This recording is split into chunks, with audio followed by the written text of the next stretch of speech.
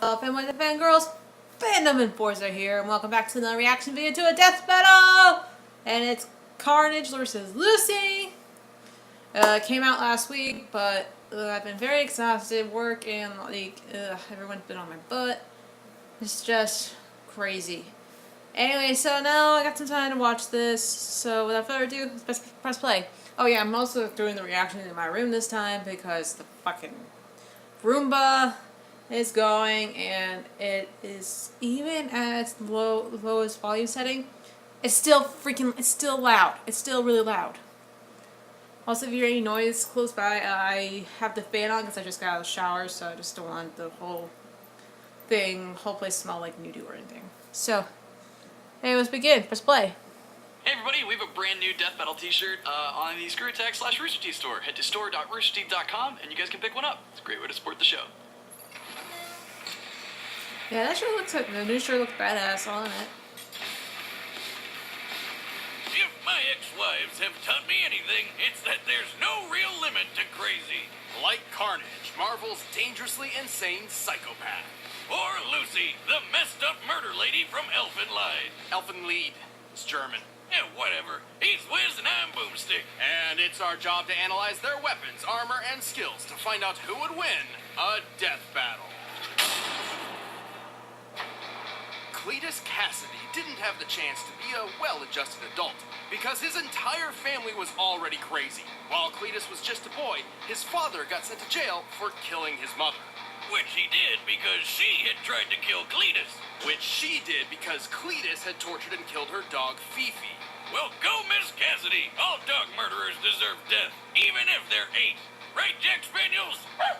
Good boy. Oh, and Cletus murdered his grandma too, because she's kind of a bitch. He didn't stop there and wound up burning down his own orphanage. Years later, he was finally arrested and convicted for 11 murders. You mean the 11 murders they knew about? But while in prison, Cletus found that he wasn't alone. In fact, his cellmate just so happened to be Eddie Brock. Oh, you shit. may know is that creepy guy covered in black ink called Venom. That ink is actually a symbiotic alien known as a Glintar. This symbiote bonded with Eddie, transforming him into a powerful and violent rival for the friendly neighborhood Spider-Man. But what Eddie didn't know was, it was pregnant. Oh, time to go out for cigarettes, Eddie. Well, symbiotes actually reproduce asexually. When Eddie became Venom once again, the symbiote sort of oozed out its spawn and left it there. Just like me and my dad. Well, this new symbiote immediately attached itself to Cletus, but unlike the Venom one, it merged through a cut on his skin, creating this suit made out of blood. Ew, that doesn't seem sanitary. And together they became Carnage. A fitting name for a psycho mass murderer. Cletus and his new symbiote quickly got up to what they knew best, creating maximum carnage. Remember that game? It was great. And with his new superpowers, he was a vicious force to be reckoned with. He has the same superhuman strength, speed, and durability as Venom, and supposedly even greater, like a Venom 2.0. He can shapeshift to make all sorts of killer weapons, like axes, swords, and spikes. He can even rip those weapons off himself or launch them at his victims.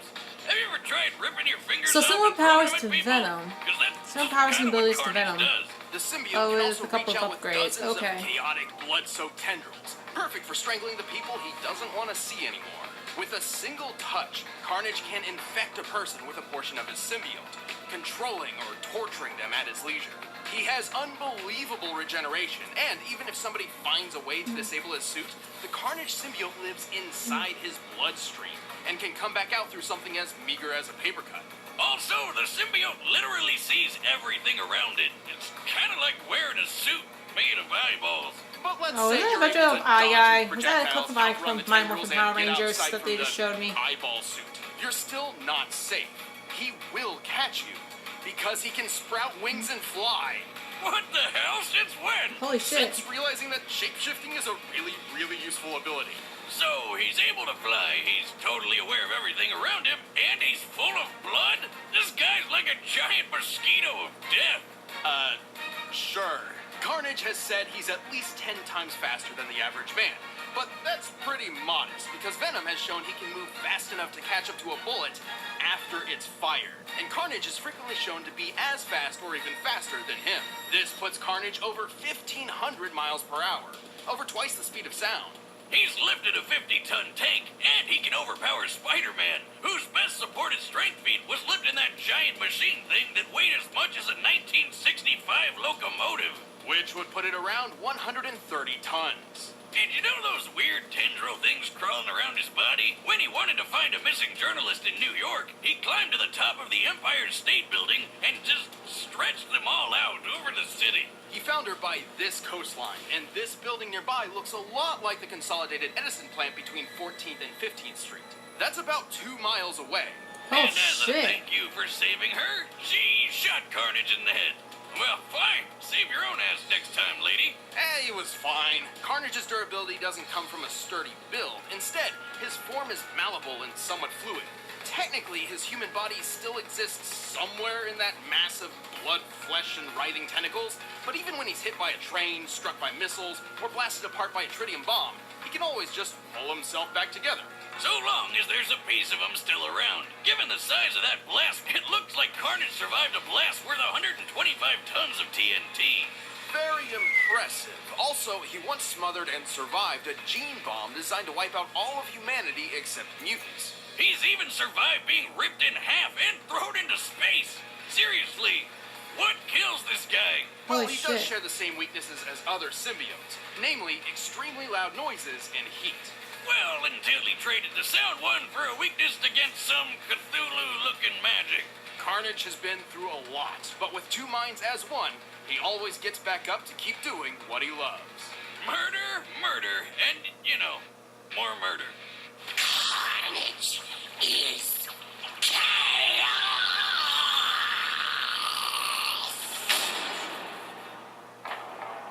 There are What did some he say? mysteries the world holds which no one is meant to know. Every day, something, somewhere, comes ever closer to destroying everything you hold dear. One such secret is the Dicloni. No big deal. They're just a race of crazy people who want to infect human beings to make more Dicloni and then wipe out all of humanity. Oh, look at the cute little horns. They look like kitty ears. To accomplish this, the Dicloni would have to rely on their queen, Carnage, better known as Lucy. Luckily for everyone, some important people figured this out and captured her. And now it's time for your only warning. Right, Lucy's methods, let's just say they're not for the faint of heart. And let's also say that those lucky important people were about to get very, very unlucky.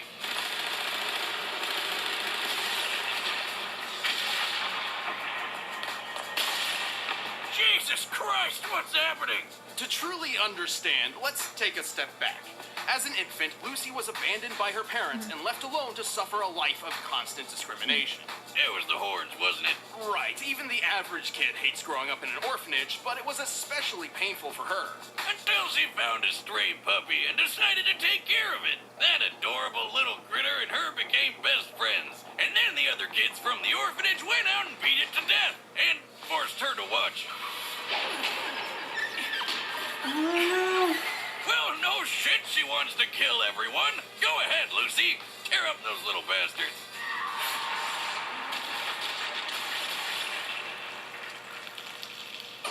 Oh. Damn. This was the first time Lucy unleashed her psychokinetic vectors. As a Diclonius queen, Lucy is meant to use these vectors to infect ordinary human beings with the Diclonius virus. Oh, but she uses them for so much more. For simplicity's sake, think of the vectors as invisible arms which can sprout from Lucy's back. Lucy can use up to 28 vectors with a normal range of about 6 to 7 feet.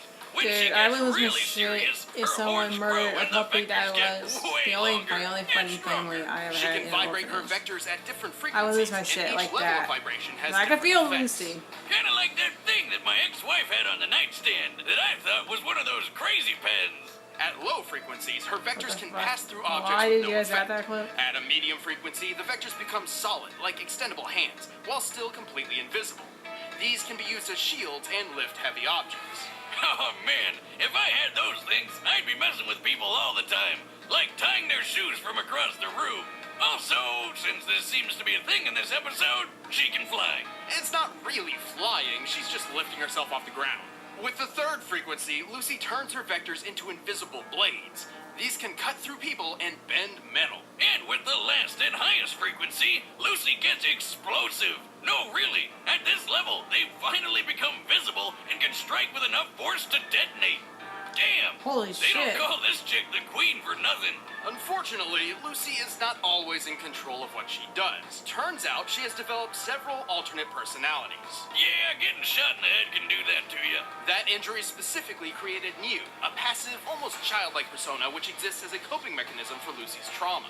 As New, Lucy would finally find friends, and began forging a path toward hopeless redemption. Unlike her third personality, the so-called DNA voice, which constantly whispers in her ear that she's got a job to do. Kill them all, Lucy, before they hurt more puppies. Ooh, I'm spooky DNA. She could do it too. Lucy's fast enough to block bullets from a point-blank range. And once, she actually saved herself from a bullet after she had already been shot. As in, while the bullet was traveling between her skin and her heart. It looks like she's getting shot by an MP5, which fires bullets at nearly 900 miles per hour. With her body type, the distance between Lucy's skin and heart is less than an inch, probably around 2.4 centimeters. Given the bullet speed and the distance her vector would have to reach from her back before the bullet hit her heart, her vector had to move nearly 1,900 miles per hour. That's over twice the speed of sound. She can throw a pen through a guy's skull. Brutal. And even toss this giant boulder. When compared to this guy, Bando, whom we know is 6 feet tall, we can determine the boulder weighs about 75 tons.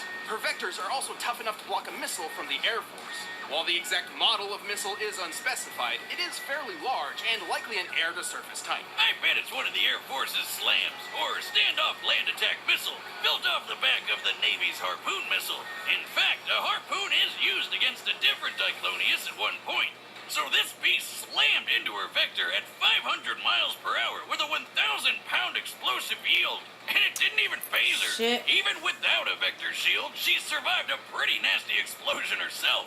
Though it did knock her out. Impressive, but how about it's the time gonna be she hard, but I punched don't through think an Carnage island? might win. A strike literally Carnage just compared to might win. nuclear I don't know. fusion. This kicked up a 100-foot tidal wave and a 9.2 magnitude earthquake. A level so high, there's only been 4 comparable quakes ever recorded.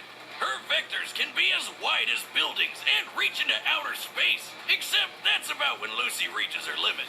Right. As a Diclonius, Lucy has a few severe weaknesses. Her vectors can be nullified if she's struck in the forehead, or if one of her horns are broken. Also, if Lucy pushes herself too hard, she starts to melt. Kinda like ice cream out in the Texas sun. It's not pretty. She's just a big puddle of goop with a face. But she's still a total badass, even at her meltiest. While suffering agonizing pain, she was capable of single-handedly halting a massive military Shit. threat, while healing and protecting the person she loved most. Perhaps redemption wasn't so hopeless after all. Hey, let's watch her kill some more people.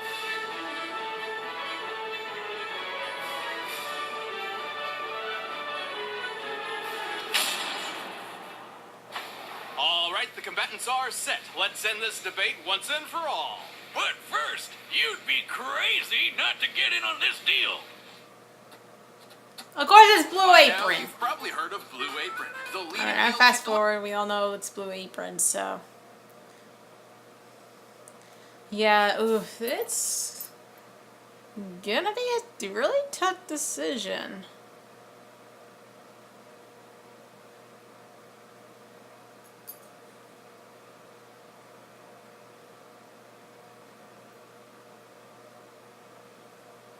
Oh crap, I just had it. There we go. Got it.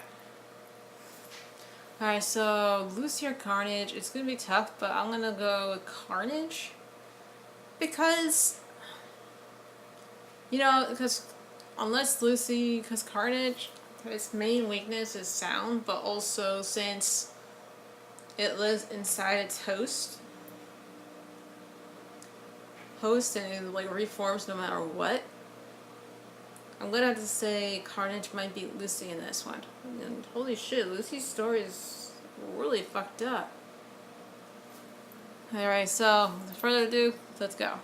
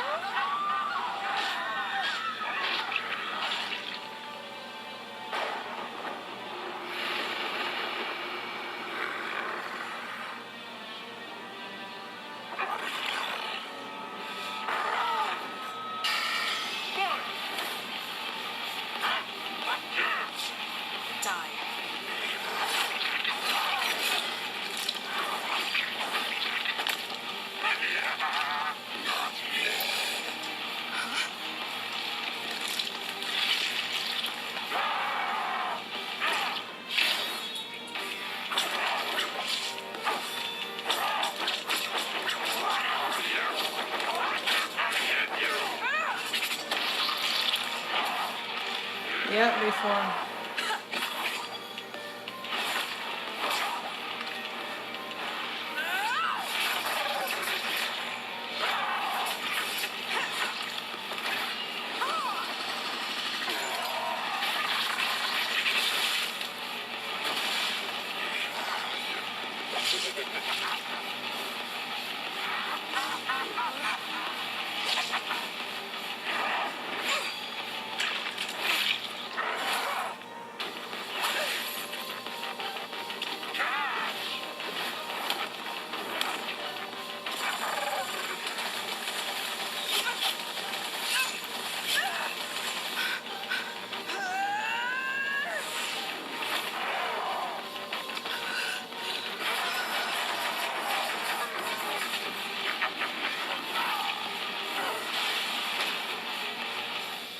It's me.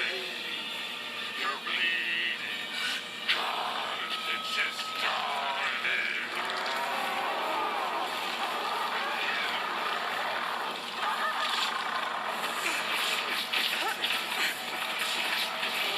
Get back!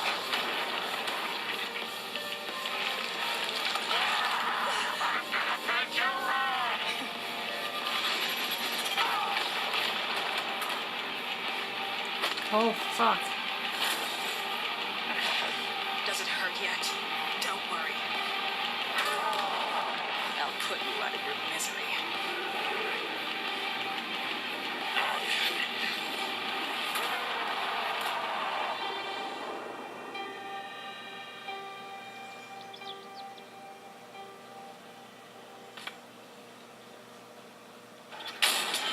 KO! Whoa, Those Lucy kids in won? the orphanage By and exploding? Cletus. Lucy really hates dog killers, and for good reason. Carnage was a challenging opponent. It was incredibly difficult for Lucy to deal any lasting damage against him. He had the durability advantage in the bag, though Lucy fighting as a puddle proved she could take a lot of pain and keep on fighting. Sadly, Carnage came up short in pretty much everything else. Right, Carnage was tough, but not invincible. Even his surviving that gene bomb isn't quite as impressive as it sounds, since he had no other feats to even remotely back up planetary-level durability, and the bomb was more akin to a biological weapon anyway. While Carnage's tendrils could pass speeds of Mach 2, Lucy's vectors once reached into outer space. By timing her accompanying monologue and comparing the longest vector's length to the curvature of the Earth, it's clear she reached over 2,400 miles in 20 seconds max.